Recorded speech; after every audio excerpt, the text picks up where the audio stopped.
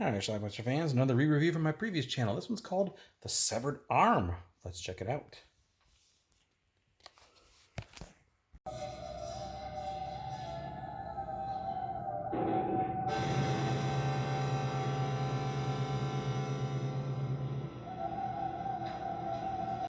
Alright, as you saw in the opening title screen, some guy chopped off an arm and mailed it.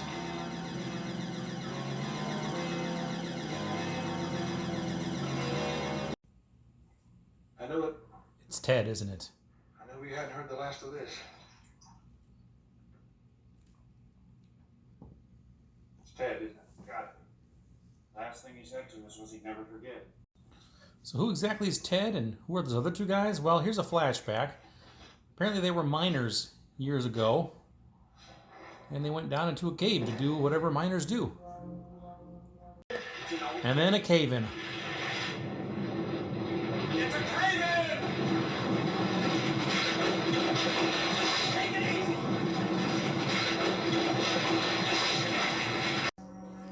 Well, they're trapped down there apparently for several days, and tensions are high. They're running out of food. They decide if they're going to survive, they got to eat one of each other's. So they draw names. That's Marvin Kaplan. You might remember him from the TV show Alice. Yeah, poor Ted. Get away from me! Get away from me! I'm sorry, Ted. You lost! We all took our chances. You lost! Your life and ours. I don't know if they're going to kill him completely or they're just going to take off pieces at a time, but they start by sawing off his arm.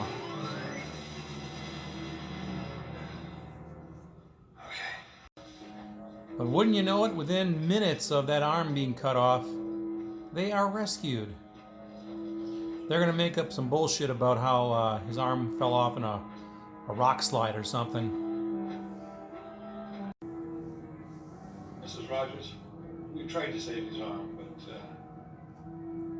I ask you to wait. I begged you. An arm! And you don't report it? You're damn right. Can you imagine the headlines? The hell with the headlines! I hear you just made detective. Right. What's going to happen to your career if this mess is stirred up again? There doesn't have to be any publicity. Someone's outside with an axe. And then shortly thereafter, we get our first revenge victim.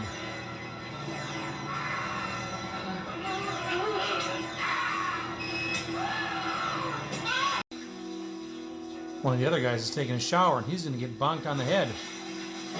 But not killed. Because if he were killed, he wouldn't be able to see this message written in the shaving cream.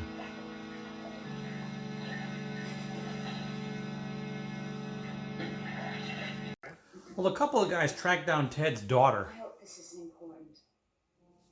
You know, my father's been in and out of hospitals for 5 years because of what you did to him. Listen, we did what we had to do to Jeff. Another attack that does not end in death.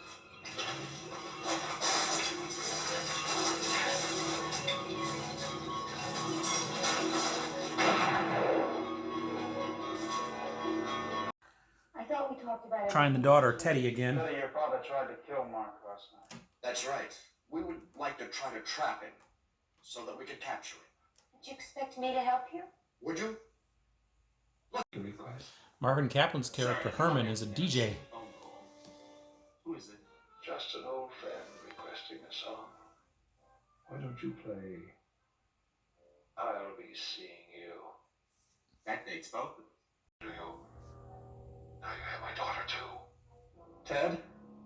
Listen to me, and listen good. I get through with you. No woman will ever want you. Herman tries to plead his case. Hi, man. Ted, remember, I was the only one who didn't go along with what they did. 3030 Chapel Road. He calls the police, has the call traced. Sir, the call. The ones you asked us to trace? Well, they're coming from your other line. Whoever it is in the building with you.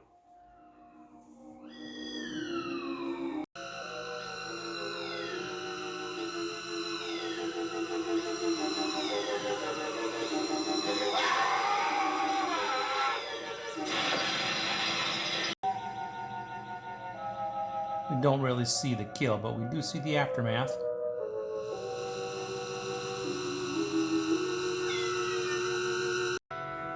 In quite a long scene, this guy is being chased by an unseen assailant.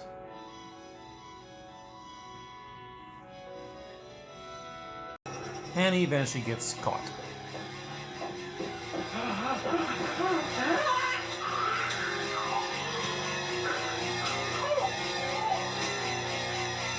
Any at all.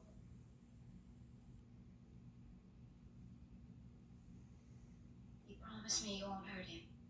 He's already killed 2 men. He's mutilated a 3rd. Now what the hell do you want, lady? Teddy says that her dad wants to meet them out by the ocean, I guess. And instead they see a body come off a cliff attached to its arm until the arm breaks off, of course. And when they come back home, Teddy pulls a gun on this guy. It looks like she's in on it. Ted! Ted, no, wait! Wait! But that guy had 2 arms.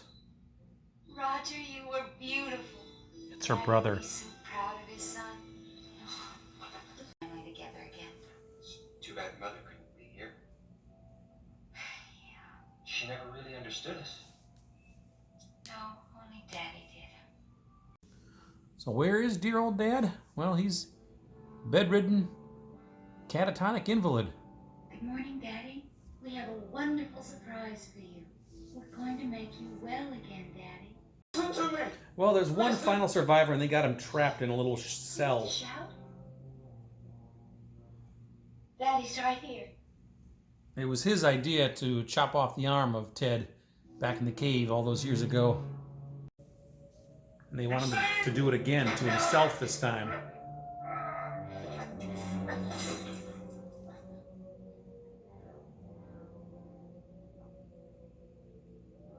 So they're going to give him a knife. You know you have to do it. It's the only way you'll live. I have a little present for you. It's your scalpel. Now it's all up to you. No!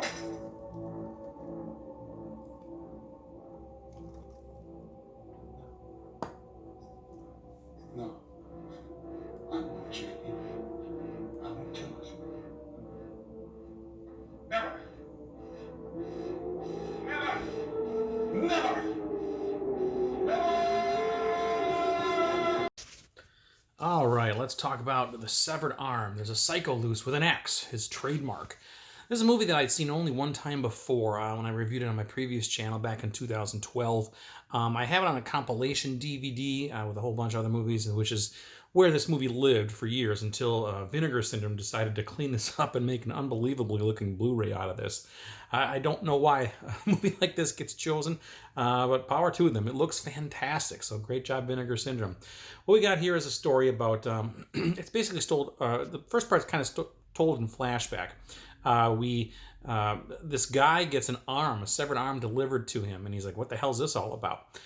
We see the guy chop off the arm in a hospital room too, so we don't see who's doing the chopping. But anyway, so he takes it to a friend of his because they know what it's about. Years ago in the flashback, 5 of these people were down in a cave. They were miners or something, and they got trapped down there, and they were down there for, who knows, several days. I don't know. They didn't know if they were ever going to get rescued, so they decided, you know what? We got to eat. So we're out of food, so we're going to eat one of us. In fact, we'll just start with the arm. So they all drew straws or a piece of paper, and there's one guy named Ted who got the short end of the stick, I guess. They agreed to saw off his arm and eat his arm. Now, I guess maybe were they going to eat the rest of them? I don't know. But like within a minute or two after sawing off his arm, they were suddenly rescued. So the rest of the guys say, let's just blame it on a rock fall.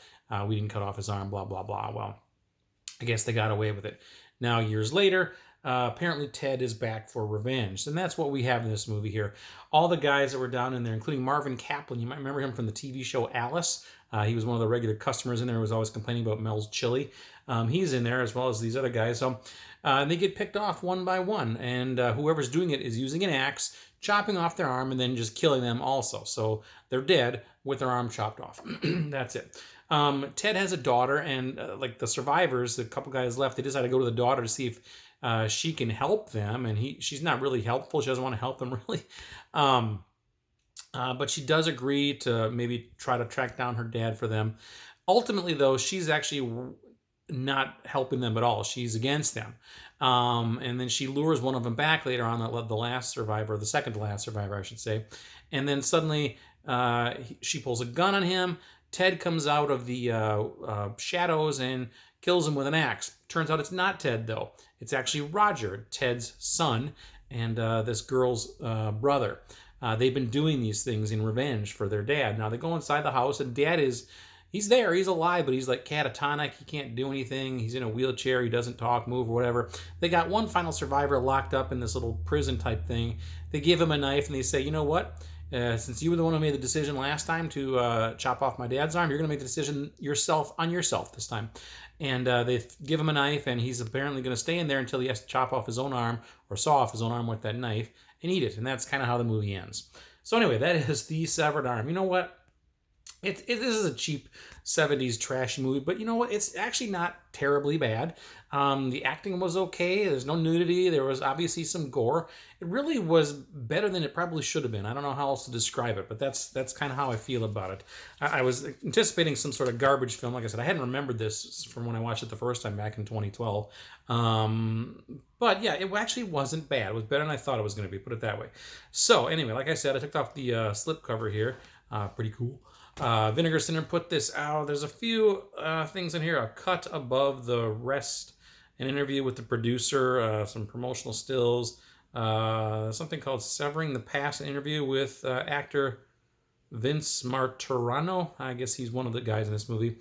But there you go. So anyway, like I said, Severed Arm put up by Vinegar. Vinegar does such a good job restoring these types of films. They're great. I love Vinegar Syndrome. They're the best. So anyway, check it out. Let me know what you think about The Severed Arm. I'll leave a link to it down below if you're looking for it. If the Blu-ray is on Amazon, I'll leave a link to that. Otherwise, I'll leave a link to the DVD, which is probably going to be much cheaper on various compilations. So check it out. Let me know what you think about it. Leave some comments. The Severed Arm. Watch it. Bye.